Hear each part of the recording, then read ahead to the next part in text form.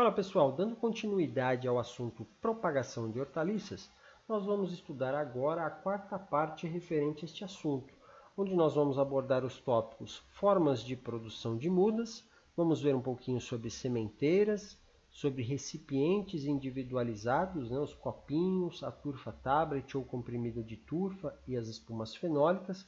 Depois vamos ver um pouquinho sobre o recipiente coletivo, as bandejas multicelulares. E por fim, vamos dar algumas vantagens da utilização de bandejas multicelulares. Então, quanto à forma de produção das mudas, as mudas de hortaliças elas podem ser formadas em locais especiais. Então, por exemplo, através da semeadura indireta, ela pode ser realizada tanto em sementeira, então semeadura em sementeira com transplantio, ou semeadura em recipiente também com transplantio. Bom, o transplantio é o que caracteriza a semeadura indireta. Então, em sementeiras, as sementeiras são canteiros especialmente preparados. Eles podem ser confeccionados com os mais diversos tipos de material, por exemplo, bandejas plásticas preenchidas com substrato. Então, as sementes, em geral, são colocadas de forma adensada em pequenas linhas que são traçadas na superfície desse substrato, ou então ela pode ser também realizada em canteiros de alvenaria, ou canteiros de terra em pequenas áreas, em pequenos espaços de terra. Bom, o que vai caracterizar ela ser uma sementeira ou não é se vai haver ou não o transplantio dessa cultura para uma outra área definitiva. Então, se essa cultura permanecer, se ela for produzida dentro dessa bandeja plástica ou dentro desse canteiro, ela não for retirada daí em nenhum momento do ciclo de vida dela, então você não trabalhou com uma sementeira. Você fez uma semeadura direta porque a semente ela ficou no local definitivo até alcançar a sua produção final. Agora, se você retirar essa muda daqui e colocar ela, transplantar esta mudinha para um outro local, onde dali ela será colhida futuramente para comercialização, aí você efetivamente trabalhou com uma sementeira. Então essa é a forma mais simples e econômica de se produzir mudas de hortaliças. Era muito utilizada antigamente, mesmo nos plantios comerciais, nas hortas comerciais. Hoje ela é mais utilizada de forma artesanal, em pequenas propriedades rurais para culturas de subsistência, para hortas familiares, para hortas comunitárias. Então, vejam, apresenta como desvantagens o maior dano mecânico causado às raízes, bem como a dificuldade de manuseio no momento do transplantio. Então, o transplantio ele é feito com a raiz nua, essa é a principal desvantagem, porque isso aumenta muito a mortalidade das mudas no pós-transplantio. Então, a gente tem que tomar um pouco mais de cuidado e ter um pouco mais de mudas para poder fazer a reposição daquelas que morrerem. Quanto ao recipiente individual, o primeiro destaque que nós fazemos é para os copinhos, Pode ser copinho plástico ou copinho de jornal, mas eu vou fazer um primeiro destaque aqui para o copinho de jornal, que era um método muito utilizado para a produção de mudas de solanácea na década de 70. Então tinha como vantagem a diminuição do manuseio das mudas em relação à sementeira. Então, aqui, quando você pega e faz a semeadura, então você confecciona o copinho de jornal, geralmente ele era feito com uma garrafa de vidro, garrafa de cerveja.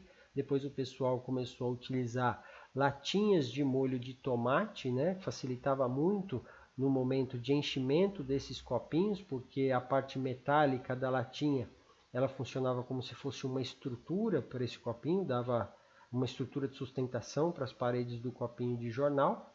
Então, depois que estava cheio de substrato, esses copinhos eles eram irrigados, umedecidos, e então se procedia aí a semeadura nesse substrato, semeadura superficial ou em pequenas covas.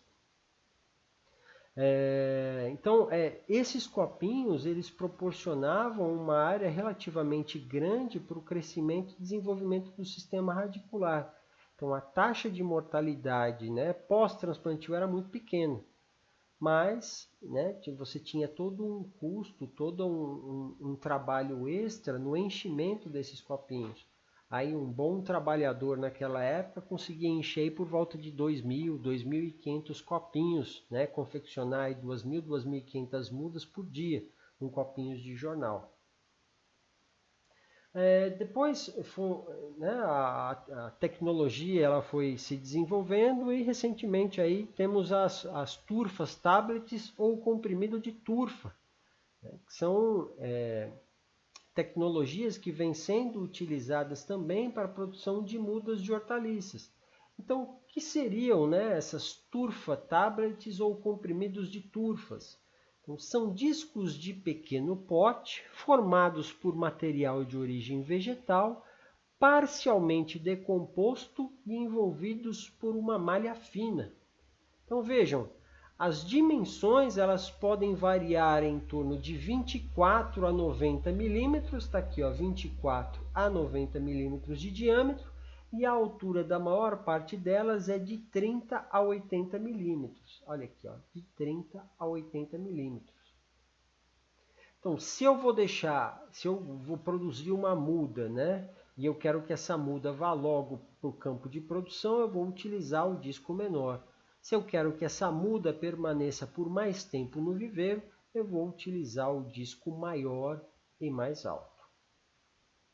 Hortaliças folhosas, geralmente eu utilizo os discos menores. Hortaliças fruto, geralmente eu utilizo os discos maiores, com maior profundidade. A preparação da turfa tablet ou comprimido de turfa é da seguinte maneira. Ó. Você espalha os disquinhos dentro de bandejas plásticas e submerge esses discos em água por alguns minutos.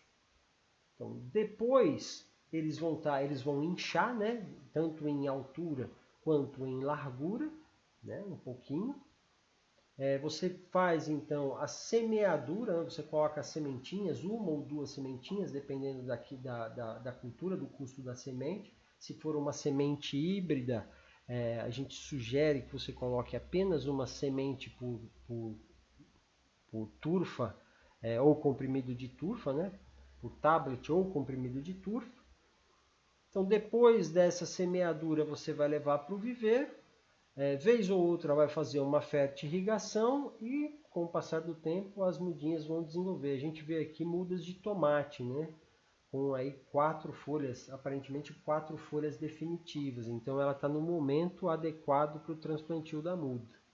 Tá lá, ó, a mudinha, né? Crescida em uma turfa, em um tablet, uma turfa tablet ou comprimido de turfa, sendo transplantado para o local definitivo. Um outro material interessante são as espumas fenólicas, né? As espumas fenólicas elas são consideradas um substrato estéril, que são criados à base de resina fenólica, que é obtida por meio da reação entre um fenol e um aldeído. Então ela é fabricada com material orgânico, na forma de placas com 2 a 4 centímetros de espessura e com células de 4 centímetros quadrados pré-marcadas e perfuradas. Então, é utilizada geralmente para o cultivo hidropônico, mas ela pode ser utilizada também para a produção de mudas que vão para campo, né? Campo de produção normal, aí, as hortas convencionais mesmo. Né? Obviamente que a estrutura para você produzir mudas com espumas fenólicas, ela tem que ser um pouco mais tecnificada do que para produzir, por exemplo, mudas com recipientes tipo copinho, tipo turfa tablet e por aí vai. Né? Bandejas multicelulares que a gente vai ver na sequência também. Então, quanto ao recipiente coletivo, né, as bandejas multicelulares, elas podem ser confeccionadas, né, as bandejas em isopor, o poliestireno expandido, ou podem ser confeccionadas aí em plástico, né, em polietileno. Então, atualmente é no mercado bandejas multicelulares de polipropileno, plástico rígido ou flexível. Então, as células, né, de forma geral, elas possuem um formato de pirâmide invertida com abertura na parte inferior. As ranhuras internas promovem o direcionamento das raízes e impedem o seu enovelamento. Então, aqui, ó, direciona o sistema radicular para a parte de baixo da célula, né? Impede o enovelamento. O enovelamento impede ou dificulta o desenvolvimento em profundidade do sistema radicular, o que torna a planta muito sensível às condições climáticas, né? Principalmente ali naquilo que se refere à camada superficial do solo. Então aqui nessas duas imagens aqui nós vemos torrão de mudas dibrássicas em diferentes volumes de recipiente. Então, quanto menor o tamanho do recipiente, a tendência, né, é que menor seja a muda, né, ou menos tempo essa muda vai poder ficar dentro do viveiro, né? E aqui são mudas de tomate produzidas em bandejas de 450 células, né, de poliestireno à esquerda, poliestireno expandido, e de polipropileno à direita, né? Então aqui é o plástico rígido e aqui é o isopor. Então vejam, as bandejas de uma forma geral, elas devem ficar suspensas, o que vai facilitar tanto os tratos culturais quanto vai inibir o crescimento das raízes para fora das células se elas estiverem apoiadas sobre alguma superfície, né? Se estiverem em contato direto, por exemplo, com o solo. Então, há bandejas com número diferenciado de células, então aqui como destaque, né, existem bandejas de 162, de 200, 288, 450 células, dentre outras, né, a gente encontra uma enormidade de bandejas no mercado. Todas podem ser utilizadas para a produção de mudas de hortaliças, mas eu gostaria de fazer aqui um destaque importante. Vejam, quanto maior o número de células por bandeja, menor é o volume da célula, ou seja, menor é a quantidade de substrato disponível na célula para o crescimento das plântulas. Essas bandejas, elas apresentam o mesmo tamanho em termos de largura, em termos de comprimento e, em geral, de altura também. Tá? Então, se tem mais células, significa que as células são menores. Se as células são menores, o sistema radicular tem menos espaço para crescer. Isso significa que bandejas que têm aí um maior número de células, as mudas devem ser transplantadas mais rapidamente do que aquelas bandejas que têm uma menor quantidade de células. Por quê? Porque as células são maiores, tem mais substrato para o sistema radicular poder crescer, desenvolver e explorar, então essas mudas podem ficar um pouco mais de tempo no viveiro. Isso é muito importante, tá? Então, a gente pode pegar e utilizar qualquer tipo de bandeja que o produtor tenha disponível, tá? Mas a gente tem que saber que cada uma delas vai proporcionar um momento adequado para o transplantio dessas mudas. Então, a escolha de qual será utilizada irá depender do nível tecnológico do produtor, do que será produzido e também dos insumos e da infraestrutura disponível. Então, por exemplo, se é um produtor com nível tecnológico mais baixo, costumeiramente nós indicamos bandejas com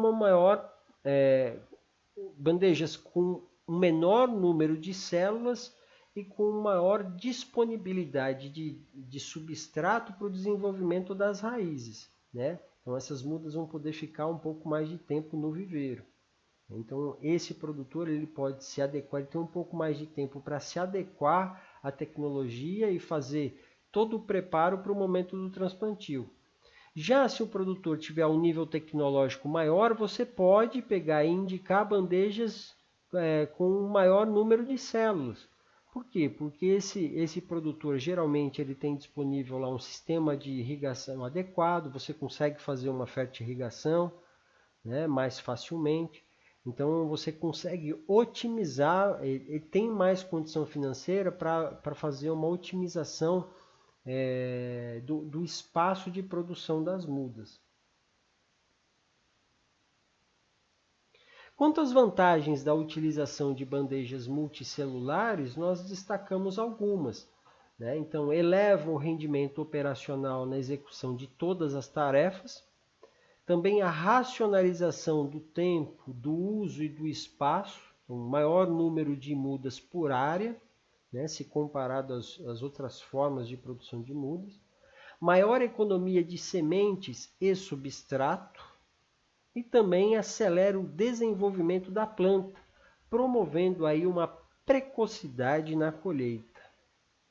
Bom, pessoal, é isso. Aí estão algumas referências que foram utilizadas para a confecção também dessa parte desse assunto, né? Nós chegamos ao final da quarta parte do assunto propagação de hortaliças. Se você tiver com disponibilidade de tempo, já clica aí na quinta parte e vamos embora aí continuar aprofundando um pouco mais nesse importante assunto de propagação de hortaliças.